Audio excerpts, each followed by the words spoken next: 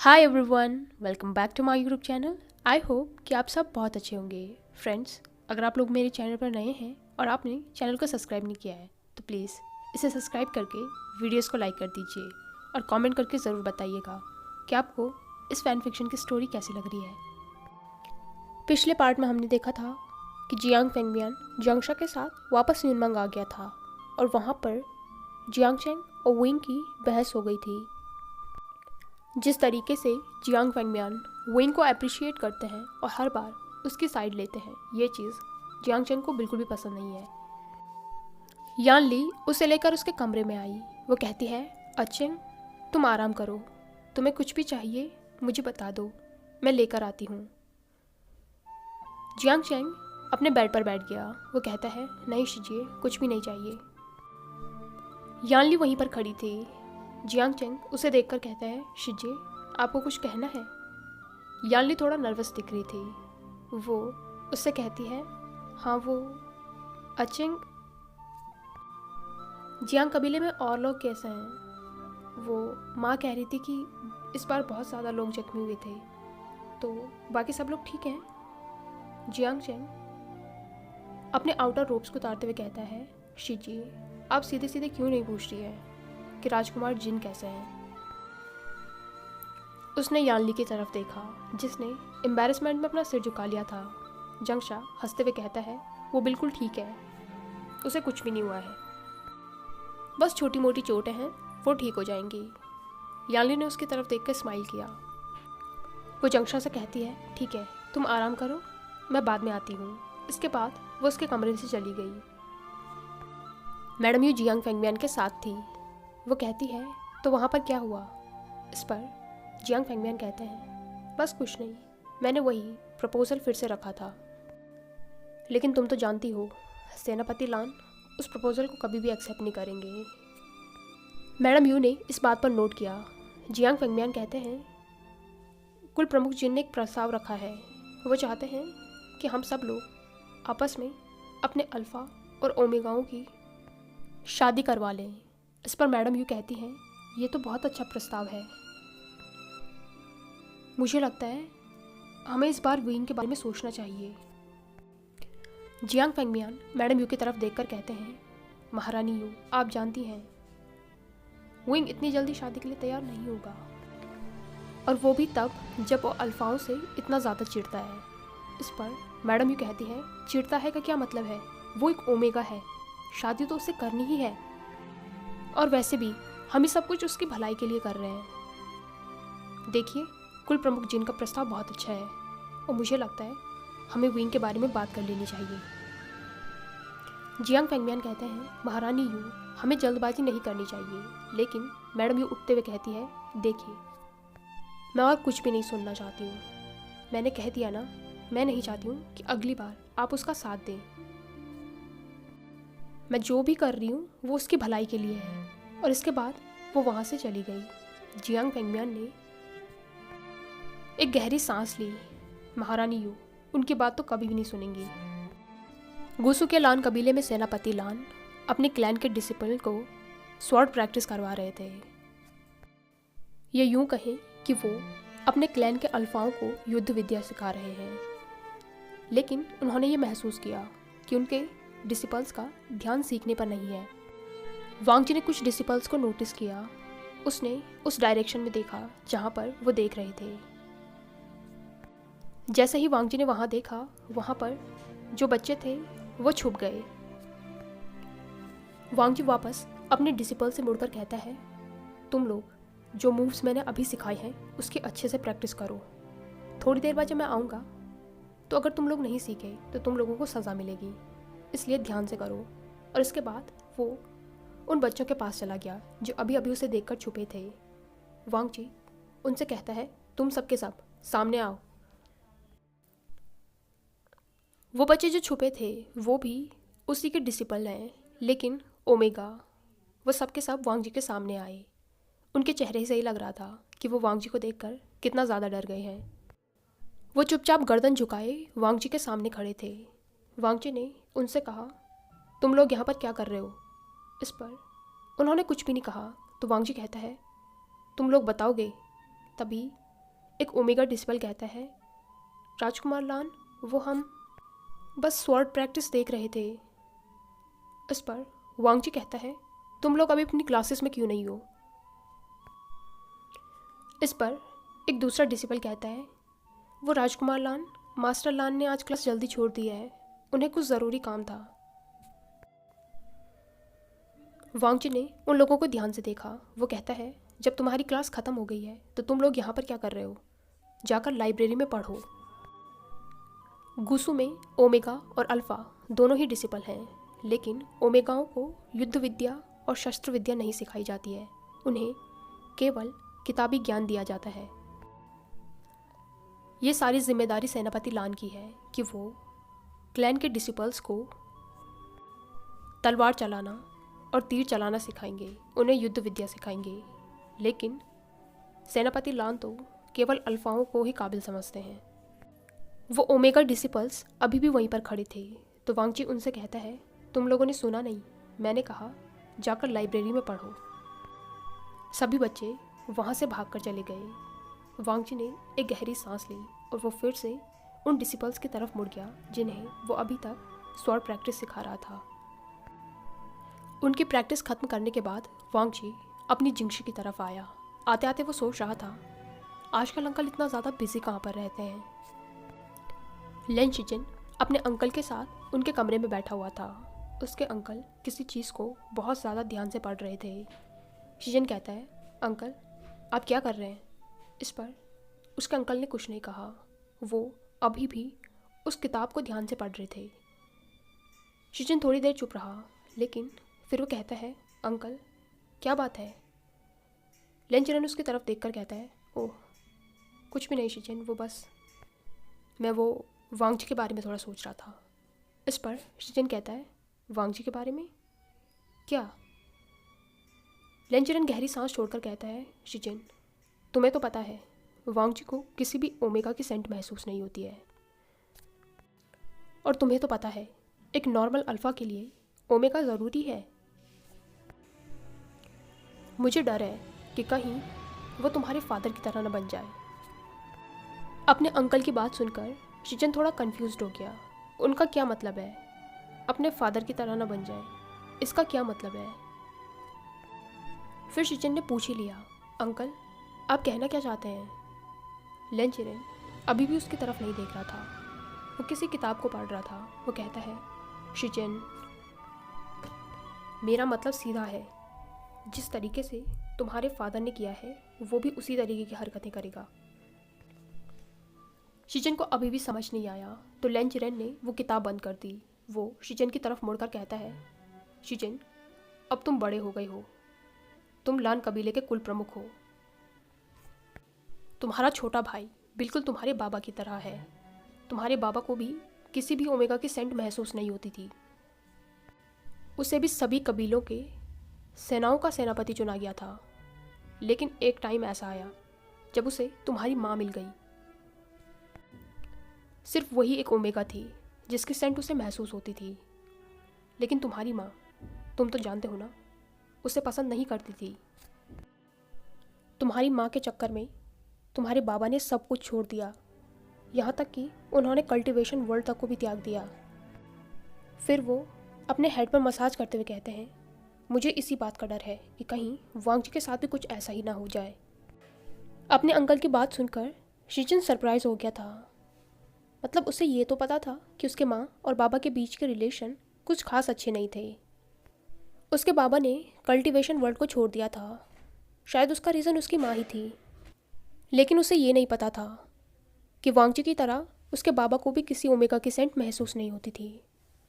शायद यही रीज़न था जो उसके बाबा उसकी माँ से इतना ज़्यादा प्यार करते थे कि उन्होंने बिना उनकी मर्ज़ी के उन्हें अपने पास रखा, जिसकी वजह से उनके आपस के रिश्ते कभी भी अच्छे नहीं हो पाए और ना ही उनके बच्चों को माँ बाप का प्यार मिल सका। वांगजी बिल्कुल उसके बाबा की तरह है। ये जानकर शिजिन को उसकी और भी टेंशन होने लग गई। क्या सच में वांगजी को अब किसी ओमेगा की सेंट महसूस नहीं होगी? क्या कोई ओमेगा होगा जिसकी सेंट वांगजी को महसूस होगी? वो ये सब कुछ सोच ही रहा था, तभी उसके अंकल कहते हैं, शिजिन तुम क्या सोच रहे हो? इस पर शिचन कहता है, नहीं कुछ भी नहीं अंकल। लेकिन आप पढ़ क्या रहे हैं? इस पर लन चिरन कहता है, बस मैं ये जानने की कोशिश कर रहा था कि वांग जी ने जिस बारे में बात की थी कि वेन रूहान किसी अलग शक्ति का यूज़ कर रहा है, मैं उसी के बारे में खोजने की कोशिश कर रहा था। जिस तरीके की चीज़ें वांग जी ने बताई थी उस तरीके की कुछ चीज़ें हमारी लाइब्रेरी की कुछ किताब में हैं, लेकिन फिर भी चीज़ें पूरी तरीके से साफ नहीं हैं, तो बस मैं वही जानने की कोशिश कर रहा था। शिचन ने इस पर नोट किया। थोड़ी देर अपने अंकल के साथ रहने के बाद शिचन वापस अपनी हांजी की तरफ आया। जैसे ही वो अपने दरवाजे पर पहुंचा, उसने देखा कि वांग जी पहले से ही उसका वेट कर रहा था। वो उसे देखकर कहता है, वांग जी तुम यहाँ पर क्या कर रहे हो? वांग जी अपने भाई को देखकर कहता है, ब्रदर मुझे आपसे कुछ ज़रूरी बात करनी थी। इस पर शिचन दरवाज़ा खोलकर कहता है, हाँ ठीक है अंदर आओ। अंदर आकर शिचन और वांग जी एक दूसरे के सामने बैठे हुए थे। शिचन कहता है, क्या बात है? इस पर वांग जी कहता है, ब्रदर दोपहर में कुछ डिसिपल्स कोल्ड पॉन्ड में गए हुए थे। उन्होंने मुझे बताया कि वहाँ पर उन्होंने कुछ हरकत महसूस की है। शिचन ध्यान से वांग जी को देख रहा था। उसे पता है कि अब उसका भाई क्या कहने वाला है, इसलिए वो कहता है, वांग जी तुम फिर से ठंडी गुफा में जाने की सोच रहे हो, है ना? इस पर वांग जी कहता है, ब्रदर प्लीज़ आप ही अंकल को मना सकते हैं। मेरी बात तो वो मानने से रहे, लेकिन अगर आप कहेंगे तो वो मान जाएंगे। आप कोशिश तो कीजिए। शिचन उससे कहता है, वांग जी अंकल ने मना किया है तो ज़रूर इसके पीछे कोई रीज़न होगा। तुम उनकी बात क्यों नहीं सुन रहे हो? वांग जी थोड़ी देर चुप रहा, फिर वो कहता है, ब्रदर मुझे वो ग्यूचिन चाहिए, चाहे अंकल माने या ना माने। शिचन उसे देखकर कहता है, वांग जी ये तुम कैसी बातें कर रहे हो? अंकल ने तुमसे कहा है ना कि तुम उसे कंट्रोल नहीं कर पाओगे। इस पर वांग जी कहता है, मैं उसे कंट्रोल कर लूँगा। फिर वो उठकर कहता है, अब या तो आप अंकल से बात करेंगे या मैं बिना बताए चला जाऊँगा। आप सोच लीजिए। और इसके बाद वो शिचन के कमरे से बाहर चला गया। शिचन उसे रोक रहा था, लेकिन वांग जी बिना उसकी बात सुने चला गया। वांग जी की ये जिद देखकर शिचन ने अपना सिर पकड़ लिया। वो वहीं अपनी सीट पर बैठा हुआ था। वो खुद से ही कहता है, वांग जी तुम किसी की भी बात क्यों नहीं सुनते हो? उसे पता है कि उसका भाई कितना ज़िद्दी है, और अगर उसने उसके अंकल से बात नहीं की तो वांग जी सच में वहाँ चला जाएगा। वांग जी खुद तो अपने अंकल से बात करेगा नहीं, क्योंकि उसे पता है कि उसके अंकल उसकी बात तो मानने वाले नहीं। बचा शिचन। अपनी हर जिद को पूरा करने के लिए वांग जी शिचन का ही सहारा लेता है। दूसरी तरफ युनमंग में वुइंग, यानली और बहुत से ओमेगा और अल्फा डिसिपल्स के साथ नदी के किनारे पर गया हुआ था। वहाँ पर वो लोग तीरंदाजी और स्वॉर्ड की प्रैक्टिस करते हैं, या यूँ कहें कि यहाँ पर वुइंग ओमेगाओं को खुद से तीरंदाजी और स्वॉर्ड चलाना सिखाता है। यानली एक बड़े से पत्थर पर बैठी हुई थी और उसके आसपास कुछ ओमेगा डिसिपल्स भी बैठे हुए थे जो अपनी बारी का इंतज़ार कर रहे थे। वो लोग विंग को देख रहे थे।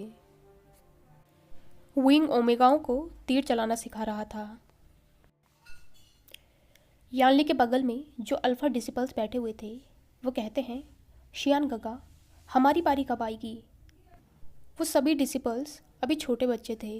विंग उनकी तरफ देखकर कहता है, अभी इनकी बारी है, थोड़ी देर में तुम्हें भी सिखाता हूँ।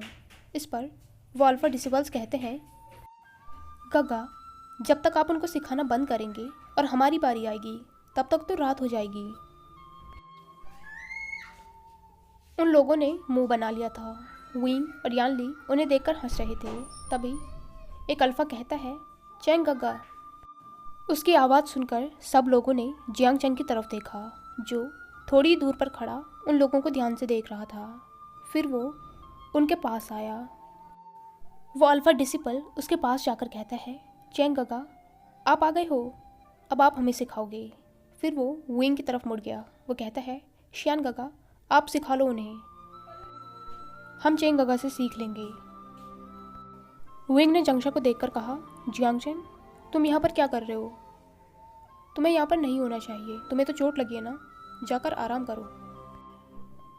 जियांगचेंग ने विंग की बात को इग्नोर किया और वो उस अल्फा डिसिपल को तीर चलाना सिखाने लगा।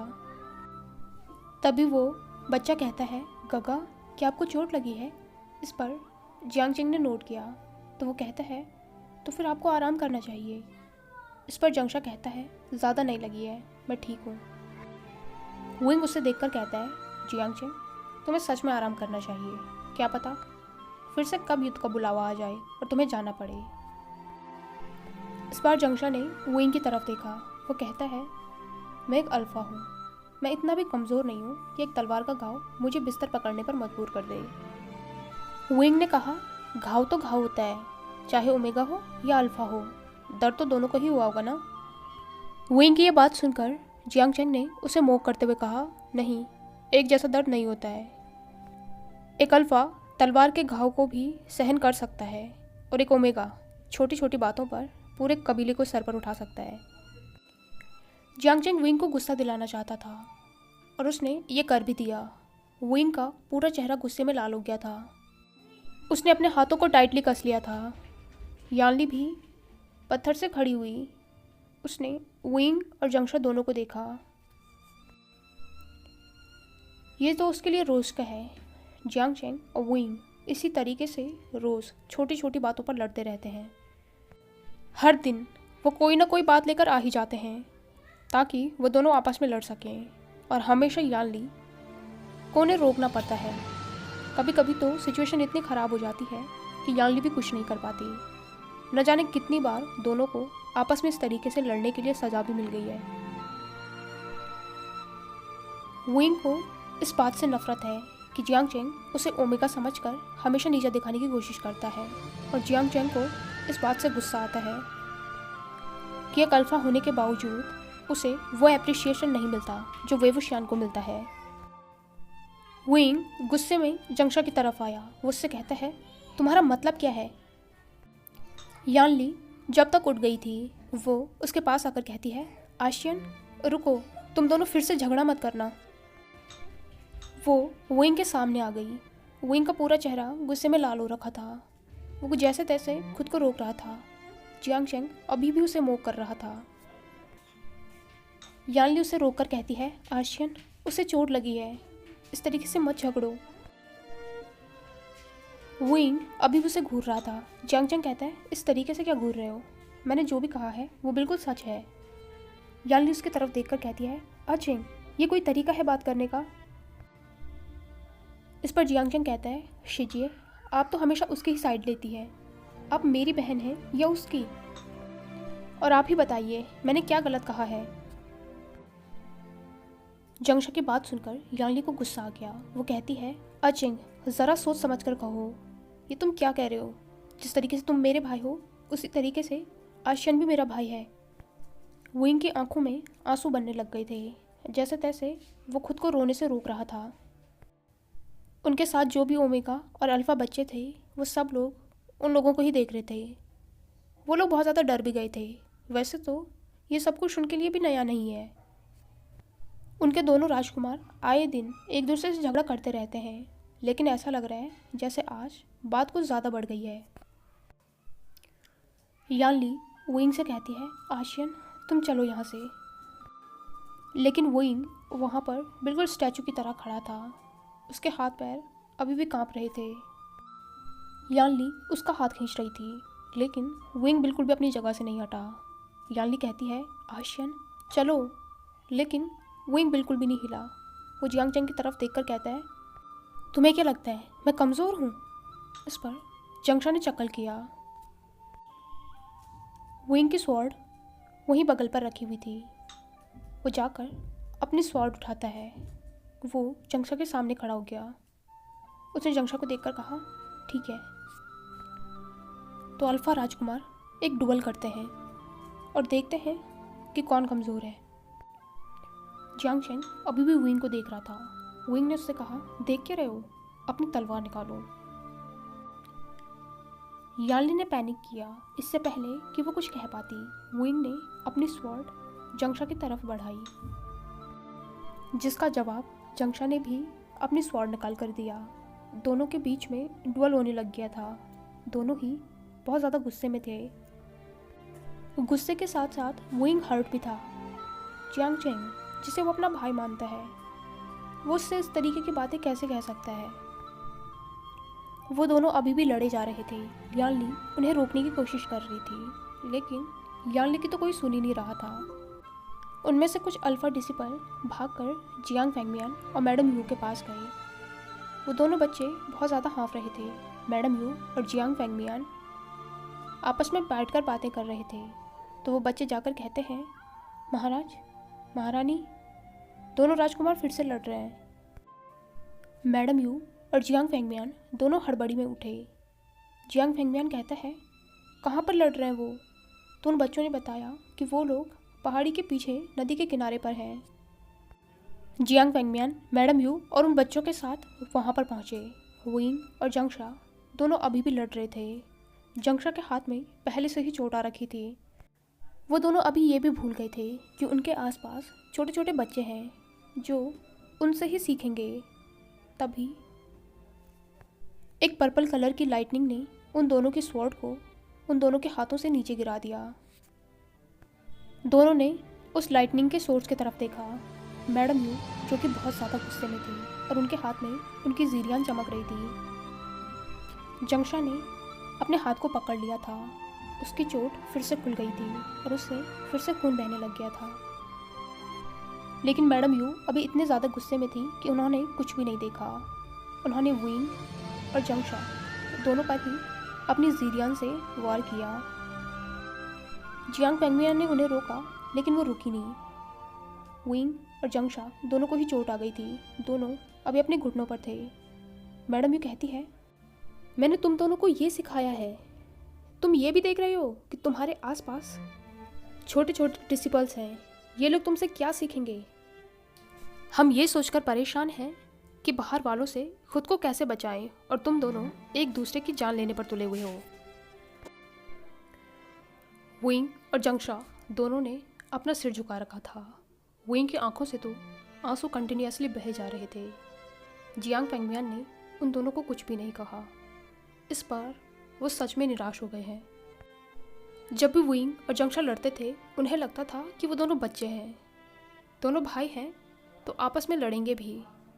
लेकिन आज जिस तरीके की उन्होंने हरकत की है, इससे वो सच में निराश थे। हाय एवरीवन, आई होप कि आपको ये पार्ट पसंद आया हो। अगर आपको ये वीडियो पसंद आई हो तो इसे लाइक, कमेंट, शेयर और चैनल को पक्का से सब्सक्राइब कीजिए। Thank you.